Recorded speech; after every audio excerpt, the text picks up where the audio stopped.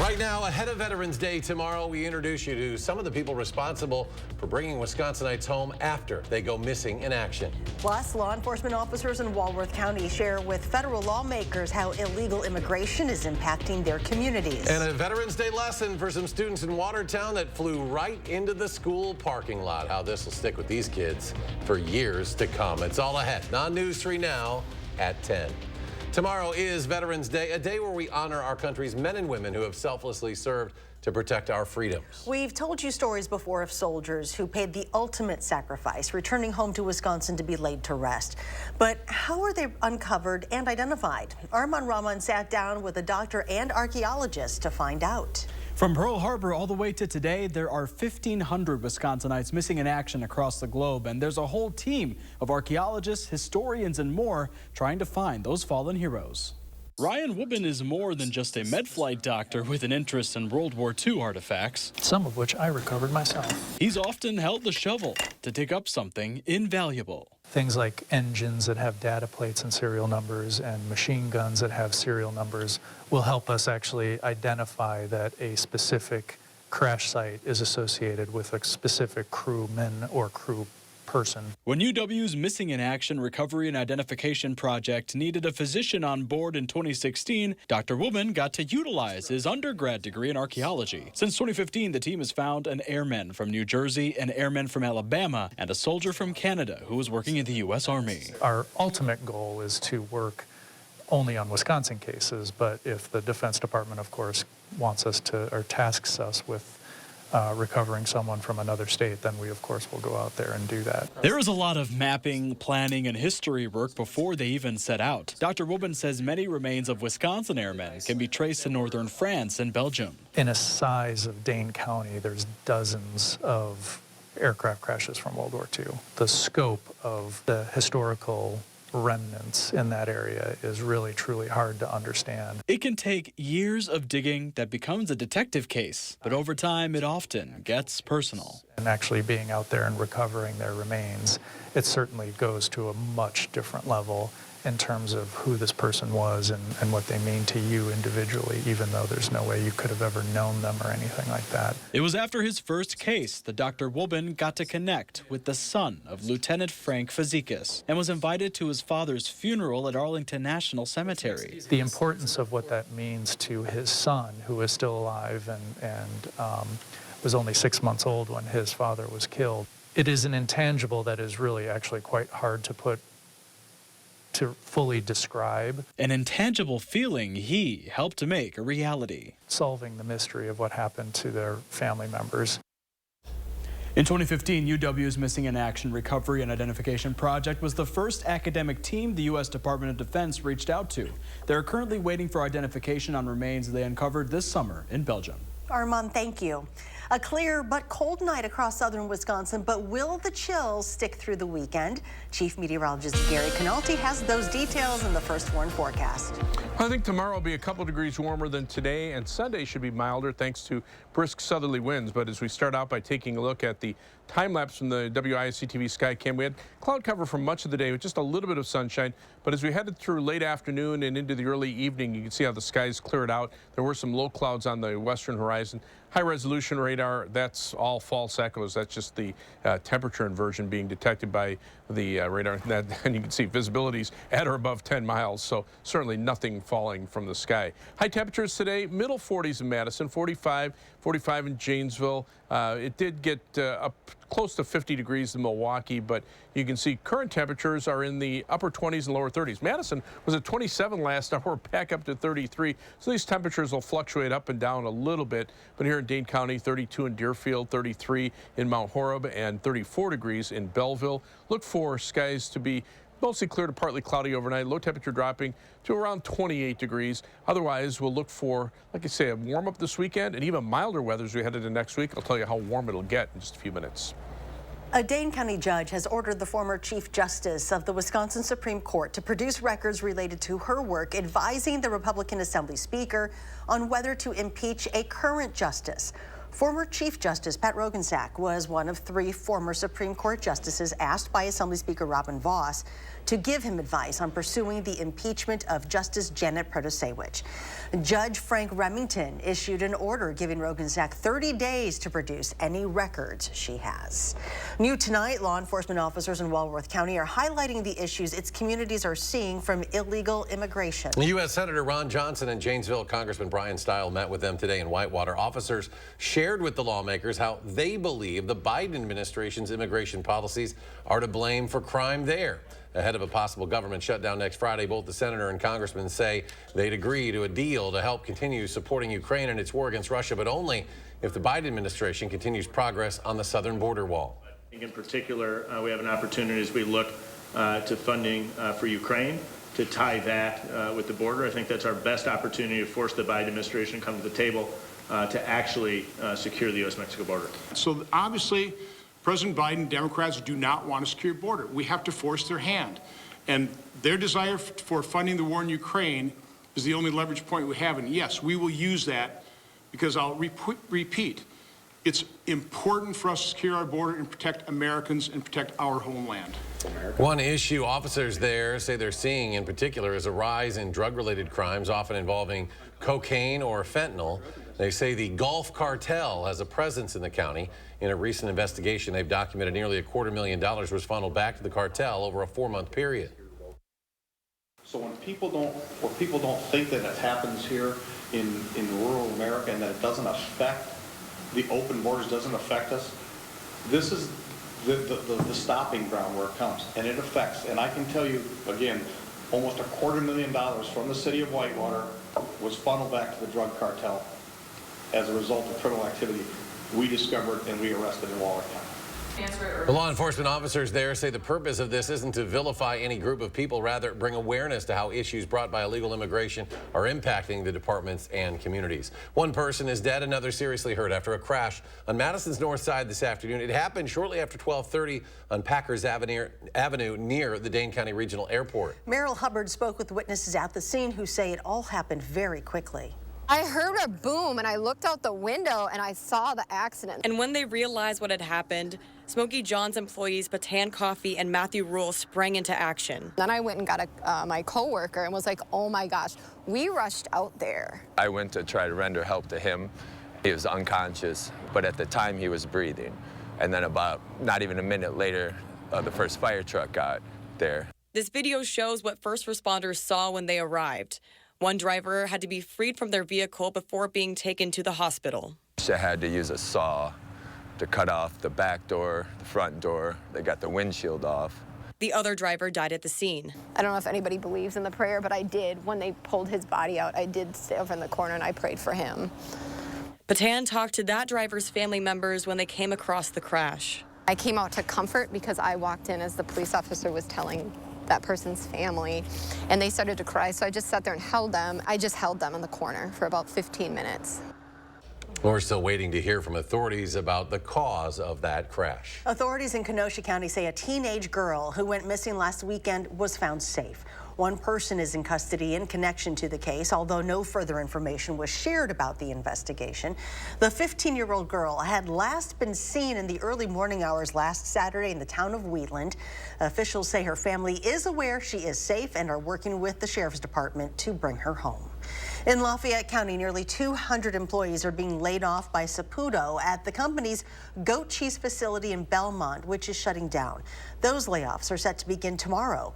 Saputo announced last year the goat cheese production would move to its facility in Reedsburg. The company is also closing its facility in Lancaster, but employees there will have the opportunity to move to other Saputo facilities. Saputo says the moves are part of an effort to restructure operations. The occupants at the men's emergency homeless shelter on the east side are asking for a change. Their bus stop was removed over the summer as part of Madison Metro's redesign, and since then, the men have been traveling more than a quarter mile to the nearest stop. For some, the hike isn't just inconvenient, it's impossible. Many of the occupants are elderly and disabled and can't make it that far, especially in the snow. One man living at the shelter told us he feels like the city has let them down. Knew that the shelter was going to be here, and they took the city buses basically away from the homeless community that are older people. The shelter is owned by Porchlight, a homelessness reduction program in Madison. Porchlight executives say they offer their own bus for those in the shelter who need a ride, but the men in the shelter told us the company bus lacks a wheelchair ramp and only goes to the one stop. They say it's not a solution and they need more support from Porchlight and from Madison Metro as winter approaches. For students at Calvary Baptist School in Watertown, they had a Veterans Day lesson that turned the school's parking lot into an Army landing pad. A Black Hawk helicopter flew onto the school's property to kick off various Veterans Day events at the school. Our Catherine Merck shows us how one teacher says this can help their future careers take flight. Students at this school got a pretty cool playground today and an experience to honor veterans that'll stay with them well beyond their time here. It was pretty cool. The kids were very excited. Calvary Baptist School got an inside look at an Army helicopter.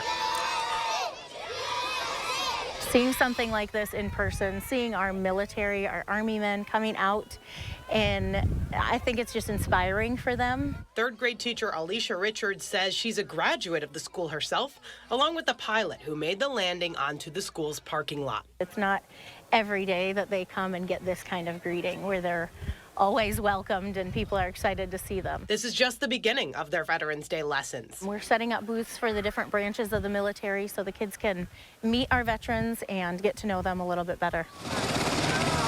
While these students might not know this yet, Richard says bringing something like this to the school could give them a look at their own future. Maybe it'll be one of them someday.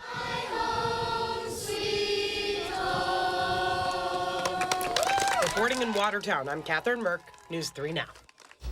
Don't go anywhere. Gary's back with a check of the first warn forecast ahead of the weekend. Plus, high school football playoffs continue. Local teams looking to punch their tickets to state. Zach has the highlights. It's all ahead in the final drive. You're watching News 3 Now at 10. Winner of the Best Evening Newscast by the Wisconsin Broadcasters Association. Oakmont Senior Community in Verona for active seniors 55 plus is now offering 1 month free rent and 1 year free heated parking with every new 1-bedroom rental. Call Demery today for a tour and reserve your place at Oakmont. Pick and Save gives you so many ways to save. On top of our lower than low prices, enjoy over $500 in savings every week with digital coupons. Earn fuel points to save up to $1 per gallon. And with a Boost membership, you'll save even more with double fuel points and free delivery. Plus, our weekly sales will keep your budget merry and bright. So get rewarded and save. Pick and Save, fresh for everyone. Don't miss the 34th Annual Winter Art Fair off the Square, November 11th and 12th at the Monona Terrace Convention Center. Featuring over 100 Wisconsin exhibitors with a wonderful selection of ceramics, paintings, glass art, wood, jewelry, and much more. Place your bids at our silent auctions Saturday only. Children will enjoy the Young Collectors Corner. Buy local for the holidays. The Winter Art Fair off the Square. Put it on your calendar today. Are you searching for a fresh career? Then join the team at Chalk D Building Systems. We're expanding, now with 2 Sun Prairie locations, and we're looking for individuals to join our team as assemblers, material handlers, order pickers, and machine operators. Chalk D Building Systems competitive pay starts at $22 per hour, plus comprehensive benefits. 3 shifts are available with overtime potential, and you'll become part of our 100% employee-owned team. Make your next career move on the careers page at chalkd.com. For 46 years straight, more of you have trusted Ford F-Series trucks to help save the day. Stretch the weekend, haul, or tow just about anything, anywhere. That's because they're built Ford tough. And it's why Ford F-Series are America's best-selling trucks 46 years straight. And for that, we thank you. Now lease a built Ford Tough F-150 STX for $399 a month for 36 months. Only at your local Ford dealer. Oakmont Senior Community in Verona for active seniors 55 plus is now offering 1 month free rent and 1 year free heated parking with every new 1-bedroom rental. Call Demery today for a tour and reserve your place at Oakmont. Cheers to you for donating more than 5,000 coats for kids to help local families in need stay warm this winter. News 3 Now, Clinky Cleaners, the Boys and Girls Clubs of Dane County, and Magic 98 are grateful for your generosity. Thank you. Kind of a chilly day today across southern Wisconsin because of cloud cover. This picture taken from Argyle by Melissa Marie, a beautiful fall picture right across the lake. We need, more of this type of weather, and I think this weekend will actually be pretty nice overall, although there probably won't be nearly as many leaves on the trees. They're coming down. It'll be a weekend for leaf raking. Submit us your weather photos to us at First Warn weather app, or you can send them to First Warn at WISC-TV.com, and we will show them on the air. Also have a nice gallery on channel3000.com. You can see some of the pictures submitted. This weekend looks pretty nice. Tomorrow, not quite as chilly. Today, we hit a high of 45. Tomorrow, a couple degrees warmer at 47. But Sunday, I'm looking for a high of 55, thanks to those mild south to southwesterly winds, 15 to 25 miles per hour. Badger football forecast, big game against Northwestern. Kickoff 2:30 p.m. Some sunshine to start out with, but a little more cloud cover as we head through the day. And the game, by the time we get to the fourth quarter, temperatures will be down around 40 degrees, but that cloud cover will keep temperatures steady overnight. So we need a Badger win there. And you can see the Madison Marathon forecast. This is for Sunday morning, 7 a.m. start. Temperature right around 40 degrees. Sunshine will be found through much of the morning. More sunshine as we head toward noon, about 5 hours into the race. And you can see it'll also become windy as time goes on, too. So that might help eliminate some of the chill. Tonight, some snow showers downwind from Lake Superior, a couple of lake effect rain showers across Door County. But for the most part, we're not going to see much precipitation over the next 10 days. Future track precipitation forecast shows 1/10 to 1/4 of an inch of rain over southern Wisconsin. That's through Monday of the following week. So the next 10 days looking pretty dry. The U.S. Drought Monitor, still severe drought conditions north and west of Madison, but the worst of the drought centered right along the Gulf Coast, Louisiana, Mississippi, eastern Texas, in exceptional drought conditions. 3 things you need to know.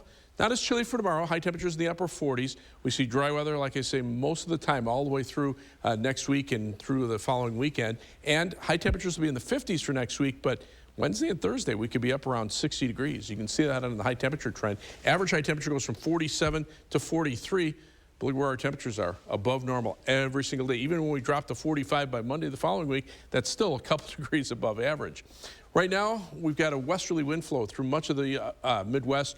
Farther to the north and west, the big storm system heading to the Pacific Northwest. But these systems really rain themselves out as they cross the Rockies, and we're not left with much of precipitation, just some clouds. Planning your night, look for temperatures to be around 36 by early on Saturday morning, about 9 a.m. By noontime, temperatures should be in the middle 40s, and look for high temperatures in the upper 40s with a little more cloud cover during the afternoon.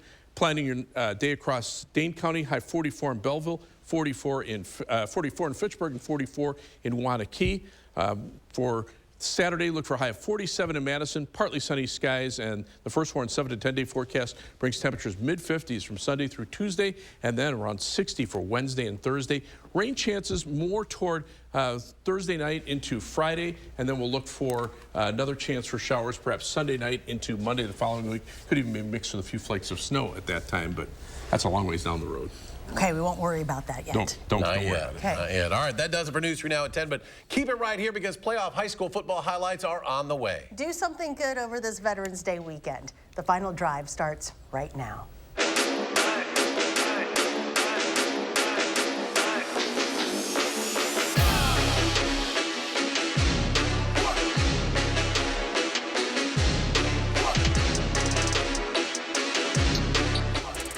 Well, we made it. It's the final week of the final drive. A win tonight punches your team's ticket to Camp Randall and gives them a shot to write their names in the history books and win a state championship.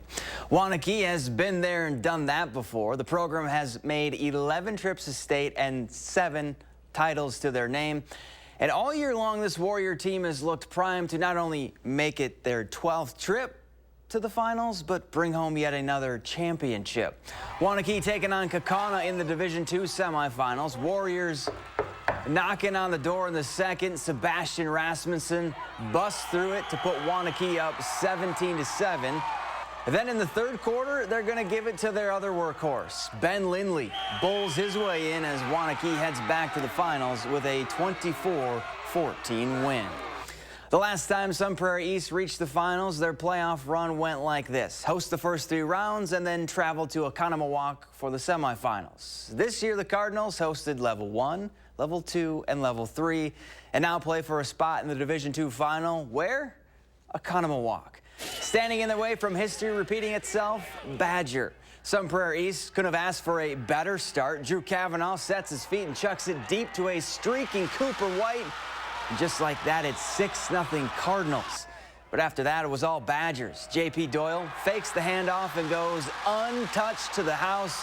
Badger would score 28 unanswered to end Sun Prairie East season. 28-6 is your final. Stoughton's run in Division III comes to an end at the hands of Grafton. The Vikings fall 17-6 and 1 win short of their first trip to state. While in Division IV, the Blue Devils are heading back to Camp Randall for the first time since 2017. Lodi knocks off Baldwin Woodville 49-29. They'll face Luxembourg Casco next Thursday night. Level 4 is nothing new for Darlington. They've reached the semifinals each of the last 2 years, but only to come up short. Redbirds thinking third time's the charm to head back to Camp Randall for the first time since 2016. Standing in their way, a Kewanee team that's a perfect 12-0. Redbirds trailing 7-zip and use the fake punt to set up this. Braylon Goebel drops back and drops a dime on his man Reagan Jackson to tie the game at 7 apiece.